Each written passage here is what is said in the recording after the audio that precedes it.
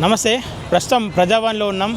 ఒక మహిళకు CM PA అలాగే సీఎం కలిసి అన్యాయం చేశారని చెప్తా ఉంది. ఆమె గతంలో జరిగినటువంటి అన్యాయానికి పూర్తి బాధ్యత వీళ్ళే వహించాలని ప్రజావాణి వద్దకు రావడం జరిగింది. ఒకసారి మాట్లాడదాం. ప్రజావాణి మొదలైనప్పటి నుండి ఆమె సమస్య పైన ఇక్కడికి వస్తూనే ఉన్నా, కానీ నా సమస్యకు పరిష్కారం దక్కడం లేదు అని చెప్తా ఉంది. చెప్పండి అక్క, ఏమైంది అసలు? 2007లో మ్యారేజ్ చేసిండు ఈ నకిలీ నక్సలైట్. మాకు తెలియదు ఈ నకిలీ నక్సలైట్ అని. 2013లో బయటపడింది ఇతని గురించి. ఇంకా పిఎస్లో కంప్లైంట్ ఇస్తే పట్టించుకోలేదు. ఇంకా అప్పట్లో బీఆర్ఎస్ అధికారంలో వచ్చింది. బీఆర్ఎస్లో అధికారం రావడానికి కారణము శాంతినగర్లో ఒక్కింట్లో నలుగురిని ఉరేసి వేరే వాళ్ళ తప్పుడు కేసు పెట్టి ఇంక అప్పటి నుంచి ఇప్పటి వరకు అన్ని తప్పుడు కేసులే. పెద్ద పెద్ద సంఘటనలు కూడా జరిగినాయి. కేంద్ర రాష్ట్ర ప్రభుత్వాలు వీనికి అండగా ఉన్నాయి. వాళ్ళకి అధికారాన్ని ఇచ్చిండు, ఇష్టారాజ్యం వెళ్తున్నాడు. మమ్మల్ని అయితే అన్ని విధాలుగా ఈ చుట్టుపక్కల ఇండ్ల నుంచి మందులు స్ప్రే చేయించడము, చాలా సఫర్ అవుతున్నాం. అయితే డైవర్స్కి కోర్టుకి వెళ్ళినాం. కోర్టు ద్వారా కూడా మాకు ఏం న్యాయం జరగలేదు. అన్ని తలకాయలేని క్వశ్చన్లు వేసారు కోర్టులో. అయితే న్యాయవాదులు హైకోర్టుకి వెళ్ళాను, సికింద్రాబాద్ కోర్టులో, నాకు న్యాయం జరగలేదు. అయితే 2020లో అపోజిషన్ పార్టీ చర్య తీసుకుంటుంది అనుకొని పిఐతో మాట్లాడితే నీకు తప్పకుండా న్యాయం జరుగుతుందమ్మా కోర్టు ద్వారా అన్నాడు. ఇప్పటివరకు అయితే ఏం న్యాయం జరగదు. కోర్టులో మళ్ళీ నాకేమో ఈ విధంగా చెప్పిండు. కోర్టులోనేమో కేసు పెండింగ్లో పెట్టిండని వాళ్ళకి చెప్పిండు. అసలు ఆయన ఎక్కడ పనిచేస్తాడో జనాలకు కరెక్ట్ చెప్పాలా. సీఎం పిఏ మిస్సెస్ దగ్గర సెక్యూరిటీగా పనిచేస్తాడు అతని వ్యవహారం అంతా తెలుసు. కానీ పిఏగా జాబ్ పెట్టించింది ఈ నకిలీ వ్యక్తినే. ఒకరికేమో కోర్టులు సంపాదించుకోమని, ఒకరికేమో ఈ లంచాలు ఇచ్చుకుంటా ఈ చుట్టుముట్టు 4-5 పెట్టుకొని అధికారం ఇచ్చి ఇట్లా చేస్తున్నాం. మాకు ఇంతవరకు అయితే న్యాయం జరగదు. మేము చాలా సఫర్ అవుతున్నాము. ఏ విషయంలో మీకు సఫర్ అవుతా ఉన్నారు అంటే మందులు వేయడం వల్ల మాకు ఇష్టం లేని వ్యక్తికి ఇచ్చి వేసిండు. అప్పట్లో అంటే బయటకు వచ్చి ఇంకా నాలా ఎంతోమంది ఆడవాళ్ళు బయటకు వచ్చి వేసుకున్నారు. తర్వాత డైవర్స్ అయిపోయినాయి, పెళ్ళిళ్ళు అయినాయి. మరి నాకు విషయంలో అయితే ఇంతవరకు అయితలేదు, డైవర్స్ అయితలేదు, వీనికి ఉరిశిక్ష పడతలేదు. అయితే వీనికి అపోజిషన్ వ్యక్తి ఎయిర్పోర్ట్లో సత్యనారాయణ అన్నకు చెప్తే వీనికి గంటలో పని అయిపోతుంది. కానీ వీళ్ళు చెప్పట్లేదు. చెప్పాల్సిన బాధ్యత ఈ కాంగ్రెస్ది, సీఎంది, పిఏది నిర్లక్ష్యంగా వివరిస్తున్నారు. అంటే వాళ్ళ బాధ్యత ఎందుకు వస్తుంది? వాళ్ళే ఈ సీఎంకి ఈ కాంగ్రెస్ చేస్తే నీకు పదవి వస్తుందని అన్న సహకారంతో ఈ సీఎం కాంగ్రెస్లో జాయిన్ అయ్యాడు. టీడీపీలో ఉన్న వ్యక్తి ఈ కాంగ్రెస్లోకి వచ్చిండు, పీసీసీ అధ్యక్షుడు అయ్యిండు, సీఎం పదవి వచ్చింది. ఈ అన్నకు చెప్పాల్సిన బాధ్యత ఈ సీఎందే. సీఎం వెళ్ళిండు ఎయిర్పోర్ట్కి, మళ్ళీ రిటర్న్ ఎందుకు అయిందో అర్థం కావట్లేదు. ఇంతకుముందుకు 2020లోనే వెళ్ళిండని తెలిసింది. కానీ దగ్గర వరకు వెళ్ళి అన్నతోటి మాట్లాడాలి. మరి ఇప్పుడు అధికారం వచ్చింది కదా, ఎందుకు భయపడుతున్నాడు ఈ సీఎం? అది మెయిన్ పాయింట్. ఏ రకమైన న్యాయం కోరుకుంటారు? మేమంటే ఇతను ఉరిశిక్ష పడాలి. ఈ నకిలీ వ్యక్తికి ఉరిశిక్ష పడితే అన్నకి చెప్తే శాంతినగర్లో ఉంటాడు. మా ప్రతి ఇంటికి చెడు చేస్తాడు. మందులు వేసుకుంటూ ఒకరికి హార్ట్ అటాక్, ఒకరికి గుండె హోల్స్ పడేటట్టుగా, బ్రెయిన్ స్ట్రోకు, కిడ్నీలు పడేట్టుగా ప్రతి ఇంటికి చెడు చేస్తాడు. నేను ఎవరికని చెప్తే మీకు మైండ్ పని చేసలేదు. నా పైన దాడులు, దౌర్జన్యాలు అన్నీ చేసిరు. అయినా కూడా నేను ఇక్కడ వరకు వస్తున్నట్టే చాలా ఇబ్బంది పడుకుంటూ వస్తున్నాను. అంటే ఏమన్నా భయంతో వచ్చి రైడ్కి? భయంతో వచ్చినా. అంటే ఏ రకమైన మిమ్మల్ని ఏమైనా థ్రెటన్ చేస్తురా? అంటే ఇంకా భయపట్టిస్తాడు మనుషులను పెట్టి, అంతే. ఓకే. మరి ఇక్కడి దాకా వచ్చిన మళ్ళీ ఏమైనా ఇబ్బంది అవుతుందా? ఇబ్బంది అవుతుంది అంటే ఇంకా టార్చర్ చేస్తాడు. ఇప్పుడు ఈ ట్యూస్డే వచ్చాను కదా, మళ్ళీ నెక్స్ట్ ట్యూస్డే రాకుండా చేస్తాడు. మళ్ళీ ఆ ట్యూస్డే వస్తాడు. అంతకుముందుకి ఇంకా సఫర్ చేస్తాడు. ఇంకా జ్వరం వచ్చి, ఫీవర్ వచ్చి మూల పడేస్తాడు. ఇంకా మళ్ళీ నెక్స్ట్ డే వెళ్ళకుండా, మళ్ళీ నెక్స్ట్ ట్యూస్డే వరకు వెళ్ళకుండా అట్లా. ఇప్పుడు ట్యూస్డే వచ్చాను కదా, మళ్ళీ నెక్స్ట్ ట్యూస్డే వరకు ఏం చేస్తాడో తెలియదు. ఇంకా అట్లా ఇబ్బంది వాడు ప్రతి ఏళ్ళ నుంచి ఇబ్బంది అవుతుంది మాకైతే. ఒకవేళ అంటే మీరు అన్నట్టు నిజంగానే మందులు మీ బాడీలో యూజ్ చేసి మిమ్మల్ని ఇబ్బంది పెట్టే ప్రయత్నం చేస్తుండు కదా?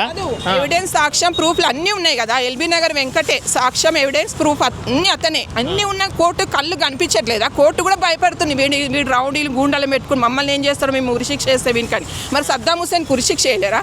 అయ్యప్ప స్వామిని విమర్శిస్తే లోపల తీసుకొని పెట్టలేరా? మరి సీఎం కూతురు లోపల తీసుకొని పెట్టలేరా? అంత పెద్ద హోదా ఉన్న మరి వీడికి ఏం హోదా ఉంది? వీడి కోట్లు సంపాదించుకున్నాడు ఈ బీఆర్ఎస్ని అడ్డు పెట్టుకొని.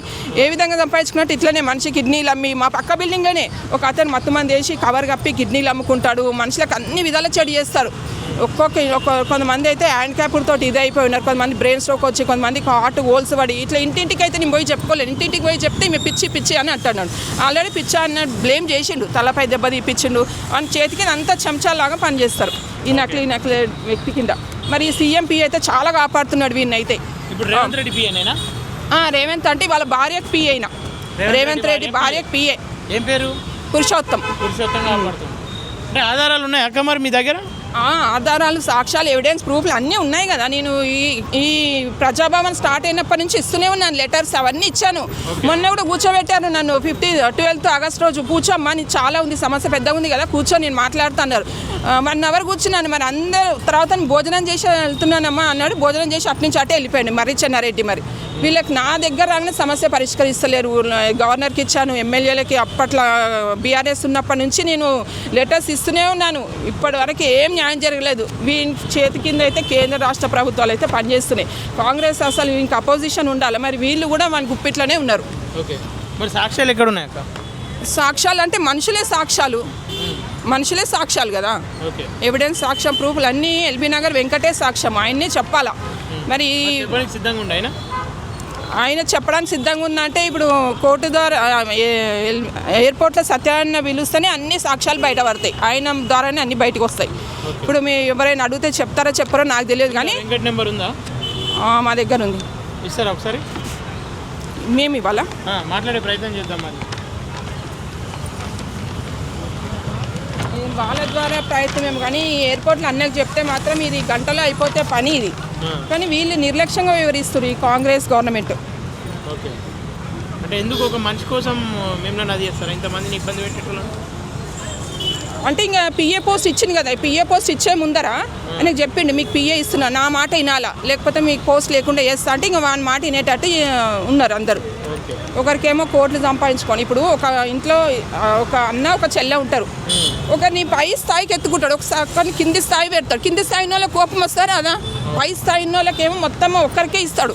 అట్లా ఒకరిని రెచ్చగొడతాడు, ఒకరికి ఎత్తుకుంటాడు. ఇప్పుడు కోట్లు సంపాదించడం ఒకటి ఉన్నారు, లంచం తీసుకుంటే ఒకరు ఉన్నారు, ఉద్యోగం ఇచ్చేటోళ్ళు ఉన్నారు, ఒకరికి ఇంకా పదవులు ఇచ్చేటోళ్ళు ఒకరు ఉన్నారు. వీళ్ళంతా గుమ్మిగూడి వీని కాపాడుతున్నారు మెయిన్.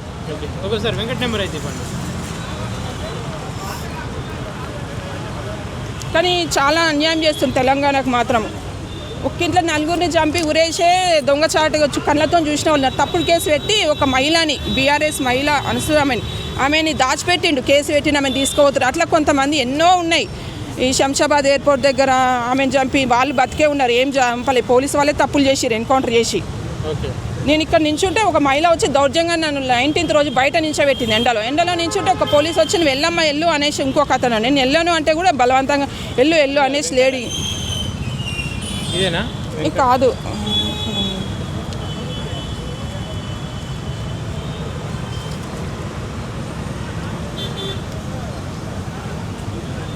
(9573) 197 987. వెంకట, మీ పేరు స్వప్ననా?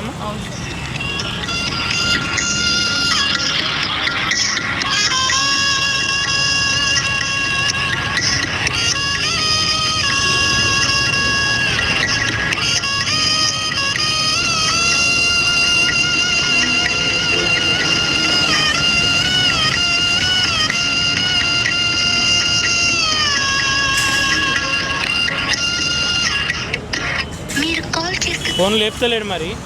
లేపుతలే కానీ అతనే సాక్ష్యం, ఎవిడెన్స్, ప్రూఫ్ అన్నీ అతనే. 2019 ఏప్రిల్, మే, జూన్, జూలై.